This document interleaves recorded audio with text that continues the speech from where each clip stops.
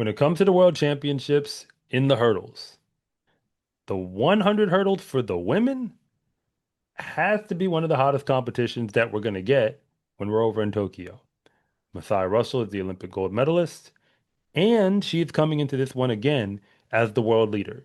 And although she dealt with some injuries in the middle part of the season, she ran fast, got herself back, and then ran fast again. So the question is anyone going to knock off the Olympic gold medalist? And if so, who's that person? Well, I think, like you said, I think the important thing, like you said, is that she is the Olympic gold medalist. Not only is she the Olympic gold medalist, she is the fastest in the world this year, and she has displayed consistency throughout this year that we didn't see last year either, right? Entering the Olympic Games, I think the only race she won was the Olympic trials, for Masai Russell. She won the Olympic trials, she won the Olympic Games. I don't think she won a single race outside of that in 2024. This year, Masai has really asserted her dominance as the hurdler to beat. And, we saw her do it. I think she did it at USA's this year. She won it and she put on a crown. She's like, I'm the queen of the hurdles. I think this is her race to lose. She's run 12.1 on two occasions this year, which is something we've never seen in history. Yes, she doesn't have the world record, but that could go down as well. I think this is her race to lose. Now, to be fair, there are some women who are capable of taking advantage if Masai slips up or, if they have an amazing day between, you got Akira Nugent, who's, was tearing it up in Grand Slam track alongside Masai. She was running really, really well. And I think she just won the Diamond League final. You have Toby Amusan, who's in this race as the world record holder. You have Grace Stark. She won a couple Diamond Leagues this year. Alicia Johnson made the Olympic final this year. Defending world champion Daniel Williams, Megan Tapper. There's Nadine Visser from Netherlands. There's a couple of women who are in the field, but in my opinion, I think it's Masai and then everyone else is fighting for the other medals. Again, people can take down Masai, right? It's not like she's the overwhelming favorite, and it's the hurdles. Like anything can happen. But I think it is Masai's race to lose based on what we've seen. I agree. And I mean, it's hard for me to leave that take. The question is, who else would be there then? I mean, somebody got to get these other medals. I don't see how Masai's not on the podium if, Yeah. again, health, everything assumed, because the hurdles, you don't want people to go down, things like Yeah. that. So then once you get past those assumptions, it's like, well, I think Toby Amasan is actually looking Yeah. pretty dangerous at this point. Hmm. I mean, it is what it is. Like Grace Stark, you always got to put her in the final where that fits to me. That's why I always got to put her there. And then you can kind of where she slates is, kind of up in the air. It does kind of feel to me like she is the second best hurdler that America has now. Oh yeah. And then Alicia And Johnson is third best, but she could very easily be in that final. And then yeah, I think Akira Nugent, she hasn't been to the podium yet, right? no, because she was essentially the same timeline as Masai coming out of Yeah. college, and she didn't medal in 23. And then last year she was in the final, but she hit a hurdle, and so she didn't show up. So yeah, but I feel like Akira this year is maybe operating on a different level where she realizes, okay, I made a mistake in that final last year, but she's run last year she ran 12.2 a couple times. I think this year she's only run 12.30. But I think she's in a good position where she can get on the podium. But I think, like you said, it's tricky because even someone, shout out to Netherlands with Nadine Visser, she's run 12.2 this year, and you know people look at her as a strong, strong contender. Um, yeah, Daniel Williams, the defending world champion, like you can't count her out. She's a two-time world champion from 2015 and 2023. It is. I see it as a decent grab bag behind Masai, but I personally do I like Toby. She's a world record holder. You can't count her out, and she's had a good season. And I think I do like Akira as well to get on that podium. But I'm not like solid on it. If it wasn't going to be them, I would say Nadine Visser and Grace Mm, Stark would be the other names I'd throw in the bag. Danielle Williams could definitely be there, but this is where I'm. picking, and that's based off Mm, of just the sense I got from the races I watched. Because I watch practically all the Diamond Leagues, and I'm watching like the races go off. So it's just after a while, you just kind of get a sense of like it feels like you're a little bit more like. I mean, again, you just got to pick at some point. Like yeah. if you're gonna make a pick for the purposes of what we're doing here, then that's where I'm seeing it. The final does not feel that wide open, though. I'll say that much. It does not. It's just that the medals feel wide open with the idea that the gold is supposed to go to one person in particular. Mm, And if it doesn't, she's still getting something. So it's like, all right, again, everybody's gonna have to go claw it out, fight it out, because it's just not a clear line of like, I mean, because so many people are under 12-3 this year. like it's insane. It's Like actually even, yeah, like even crazy. just starting there, like, like, and again, people who ain't even gonna be there. Literally, Like like people, like actually. multiple people who won't be at Worlds who ran 12-2. Which is it's actually crazy. It's actually crazy, which to the point it makes it so competitive where yeah, there's certain athletes who like shout out to Alicia Johnson, who I think, she made the Olympic final last year, so she has at least consistency of being able to make teams. She even made the World Championship team for USA in 2022. But I'm not sure if she's like, all right, I'm confident she's going to be in the mix for a medal right now. I think there is maybe a couple different conversations going. Now, she'll be in the mix in the final, but I think there's like a couple different things where it's like, all right, Masai, a couple others, maybe Alicia's in like the second group, along with, some others as well. But it'll be competitive. It'll be very competitive. Well, Mhm. we're going to see how that competition plays out. But if you slide over to the women's 400 hurdles, Mhm. when we talk about competition, it is a very different discussion because Sydney's not going to be there, and Femke Bol is coming back for the Netherlands. So if Yeah. that's the truth, I mean, let's just be honest. It's Femke Bol and the field because she's Yeah. done this in the past where she has the time that's fast that you see on the boards and nobody's really in that same space. She's run 52 low multiple times now. Yeah. Well, And 51 yeah, multiple times even. Yeah. yeah. So but yeah, so I mean this season, I think Dalilah Muhammad is solidly like probably who should be right there behind her. Yeah. And I think Anna Cockrell, we saw that when Femke was slipping, she got her. But like, let's be real. I mean, is anybody beating Femke Bowl? Like, does anybody feel confident saying, that that's not going to happen? Because, I mean, to me, it feels like that's just kind of is what it is. Like, hey, when Yeah. she heard Sydney wasn't running the 400 hurdles, I think she probably refreshed that article a few times to make sure that what she was reading was true. It's true. It's true. Because we don't even have to go back far to see what this looks like. 2023, when Sydney wasn't there in the 400 hurdles, Femke Bol won comfortably. I mean, I know who finished silver and bronze. It was, Shamir Little and Rochelle Clayton, but I don't think many people remember. People think, okay, Femke won the gold medal because Sydney wasn't there. And I think similar is going to happen here, and it's not to downplay Femke in any capacity, but I think the world understands the landscape of this event. This is Sydney McLaughlin-Vroni's event, and when she steps away, it's Femke Bol, in the driver's seat.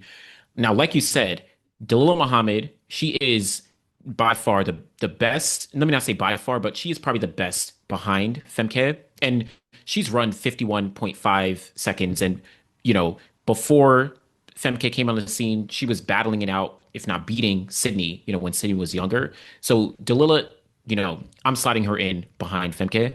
But like you said, anyone, anything can happen on any given day. Anna Cockrell can pull up. Dalilah Muhammad. You have Savannah Sutherland, who broke Sydney McLaughlin-Vroni's NCAA record, earlier this year, representing Canada. Jasmine Jones is in the mix. So there's a few women who are in the mix, but this is the Femke Bowl show. This is really the Femke Bowl show. Yeah. When you bring up Savannah Sutherland and I look back at her results, because she was running in the NCAA system, Hmm. and that 52.4, I mean, yeah, that's amazing to see. I mean, like obviously it puts you real high on the boards. And then I looked at where she'd been since. She was running the four at the Canadian Championships, Yeah. the Open four, and I guess she just gets to go in the 400 hurdle anyway. Yeah, I don't even know if they have enough people qualified. I think she just gets a spot. Yeah, and then after that, she did run the 400 hurdles in Poland, Not and too good. yeah, that didn't necessarily go anywhere near the same, clip because she, you can see what she runs. She was really more of a 54, 50, but she actually, let me take that back. She did run 55s at different points in the season. So it's like that, because at Hmm. 52, to some degree, like she was, I don't want to say inconsistent, but like Yeah. she ran 53, and then she ran, 55s. And so but I guess it's in the realm of reality. It's just that, like, remember, we get so, I don't want to say spoiled, but I guess when you watch Sydney run 52, like it's nothing.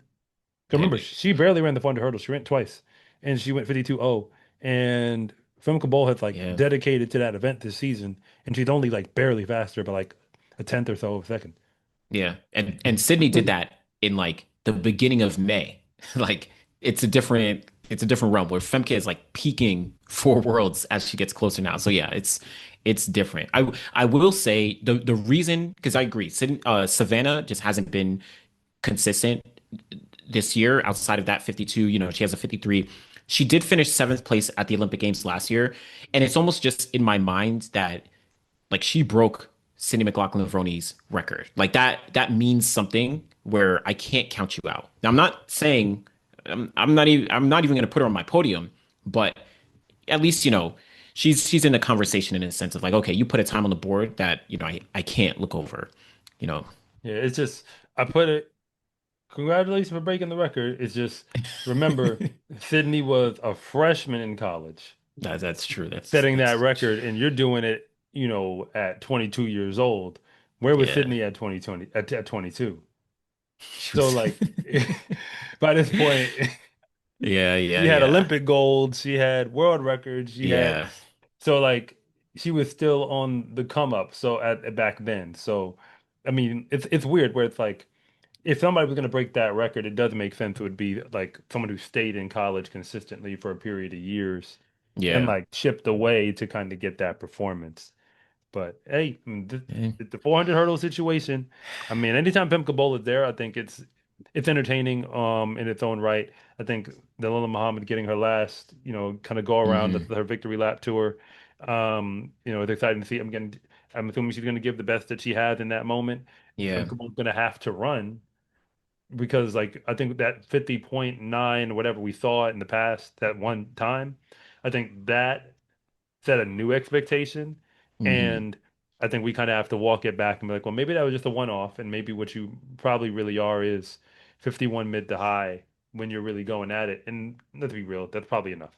Like, so It likely will be.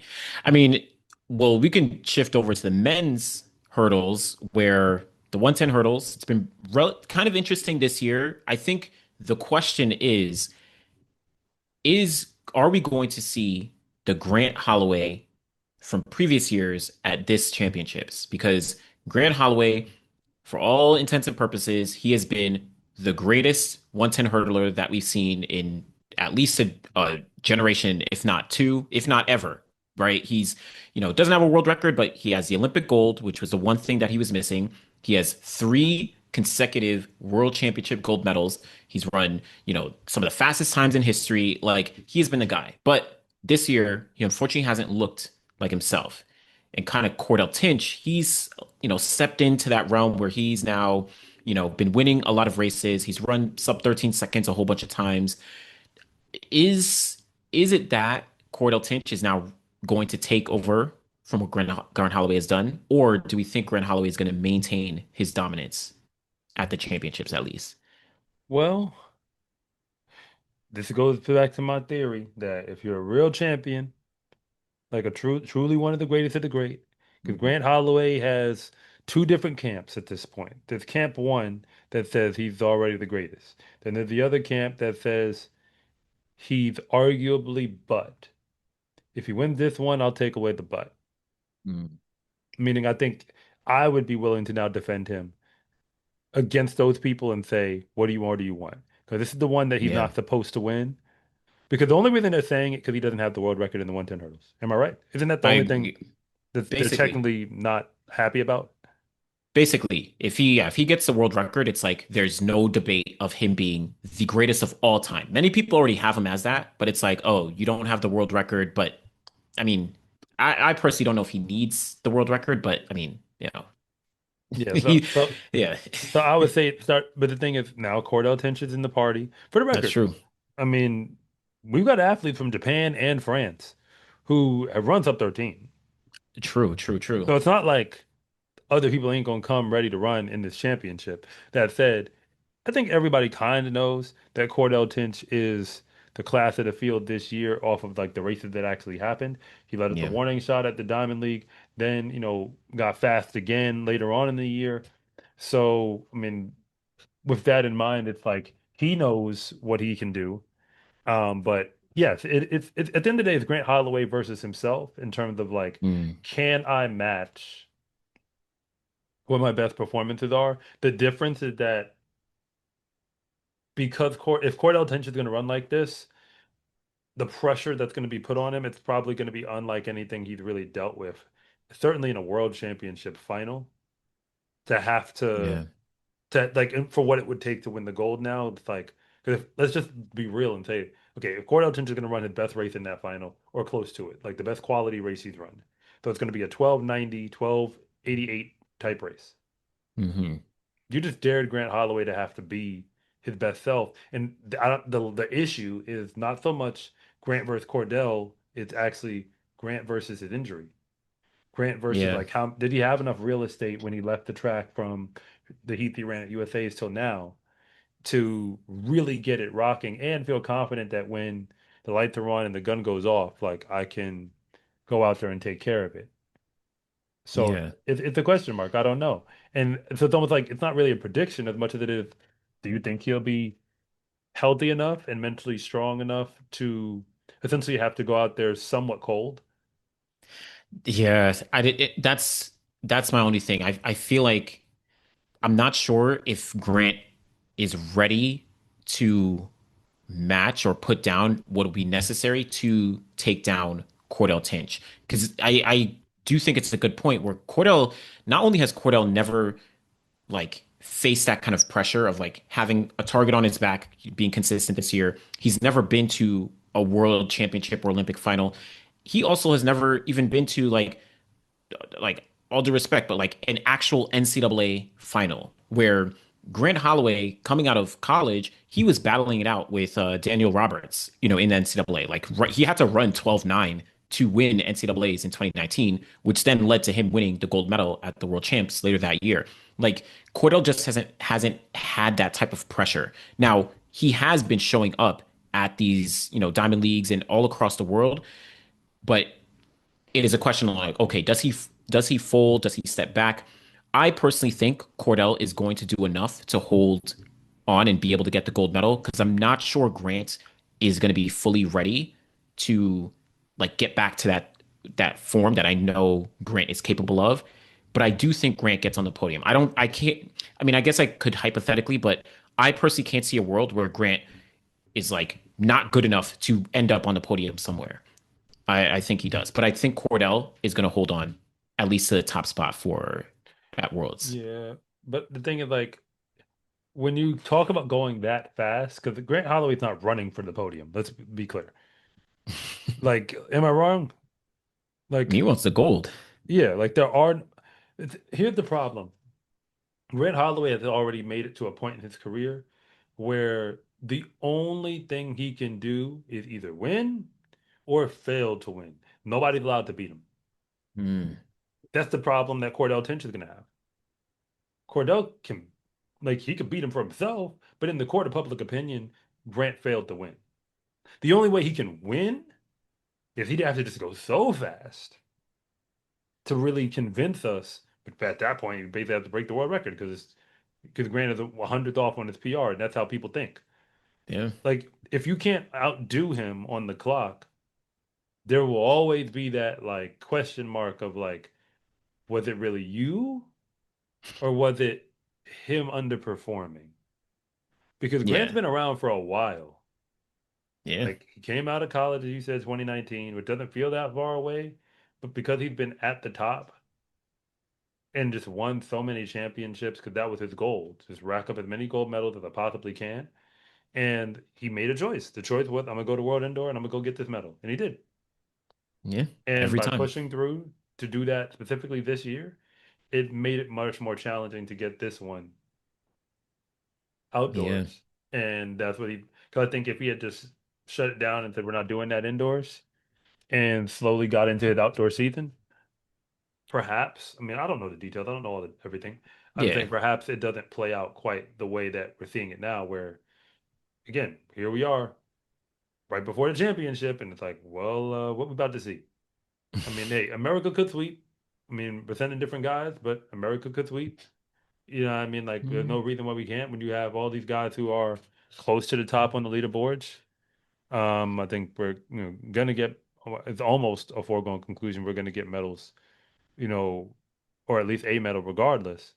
Yeah, But I'd be surprised if Cordell and Grant didn't win medals. If both of them didn't win medals. Even as again, as like bad as Grant's season is, I would be surprised if he didn't win a medal. And then Cordell has just been too good against every other like Cordell has beat everyone in this field, including Grant Holloway, like every guy. So I'd be surprised. But it's I don't know if I'm not ready to say US sweep. I think someone else is going to get on the podium. Granted though, shout out to, Dylan Beard and Jacoby Tharp, very very capable and I'm always rooting for Dylan Beard. But I don't know if we'll see a sweep. I think the Japanese guy Rachi Mortake and the French guy Mathy, I think they may show up considering what they've done, but yeah, granted, anything can happen. Anything can happen. I mean, Sasha Zoya is gonna be there as well. It's just I don't know if he can go with the pace. Yeah, I wouldn't even know. I haven't even seen him in a while, so I'm not even sure like what his status is and stuff. But hey, this is an open, relatively open field, in my opinion, behind Cordell and Grant in there somewhere. That's So fair. Well, yeah.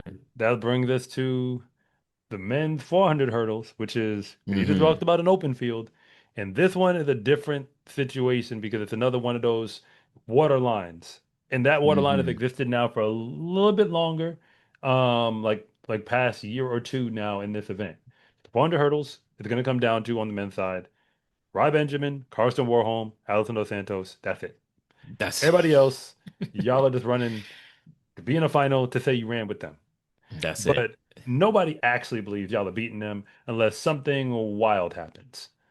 So, Yeah. I mean, is this Warholm's year again? Is Rye gonna, can keep it going from the Olympic gold? Or does Dos Santos actually take them both down? I think being honest on the surface, any of those three can win. Like honestly, any of the three. And we've actually seen all of them win a race and beat each other at some point. Like Rai Benjamin, he won a race against Warholm and Dos Santos, I think in Stockholm. Alison Dos Santos beat Rai Benjamin, at the Prefontaine Classic. Karsten Warholm, it was a 300-meter hurdle race, but he beat them early in Oslo. And Karsten Warholm has a world lead, and he has the world record. Like, and they're going back to the same track that they set the world record at in Tokyo. So I think maybe on if I was to pick someone right now, I would probably go with Carson only because I've seen him more frequently now.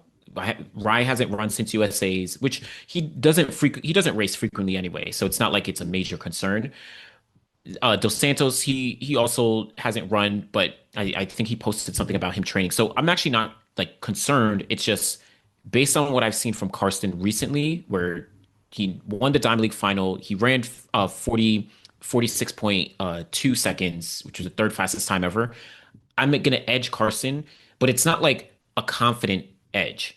Like I think Rai Benjamin is also like all of them are good. Alison Dos Santos is all good. I mean, all three of them could win, but I'd probably give a slight edge right now to Karsten Warholm. It's just tricky. It's tricky. It's funny you say that because that's where I was leaning. It's just that I feel like he wants it more Mm, because it goes back to when we talk about what these medals mean. In America, for Rai Benjamin, if he wins another gold medal, specifically in this world championship, I'm sure he wants to win it, but does it matter?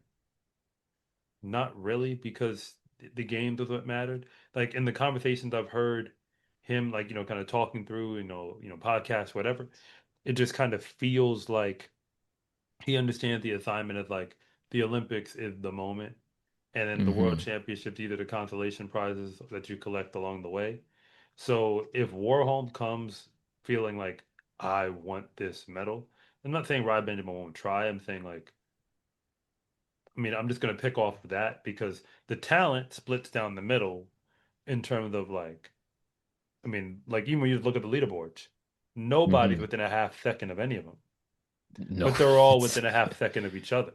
yeah, So it's like there's them, and then there's two guys who are at least within a full second of that pack. just crazy. Which is And then crazy. you have guys who are not even within a full second of the pack. Yeah. And so, meaning there's going to be guys who can't run within a second of third place Yeah. who will be in the final. When I say can't, I mean could not. If they wanted to, Physically they just impossible. They'd they would have have to, to run a PR, yeah. yeah, just to Like, not and lose by that much. yeah, like, yeah, they're just way too far ahead of the field. I mean, yeah, shout out to, Ezekiel Nathaniel, NCAA champion. He's run, 47 mid this year. You have Abdurrahman Samba, who's run, 47 low. Um, but it's just different races. And even the Americans with Chris Robinson and Caleb Dean, but like, unfortunately, and I feel bad because it's like, I don't know. I want to see them do well, and but it's just like we're looking at two completely different situations where Rai Benjamin, Rai Benjamin at USA's arguably had a bad day, but he still won by like a full second, more than a second, I think, running like 46 something. I forget how, 46.5.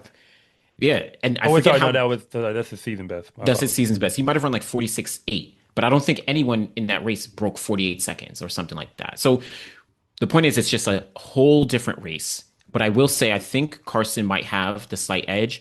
Rye, Allison, I have them behind slightly, but honestly, anyone could win. And I would not be surprised if we see like a world record, in Tokyo, you know? Well, I mean, that would be when you put this many heavy hitters, facing off against each other. I mean, it's like probably a friendly rivalry of sorts where Yeah. they all know I'm when they're training against these three guys. Yeah. They know it, and unfortunately, the rest of the field knows. Because if you try to run your race model off of them in the 400 hurdles with step count and everything, you'll mess yourself up real fast. Mm-mm. So I feel like it's just kind of it is what it is.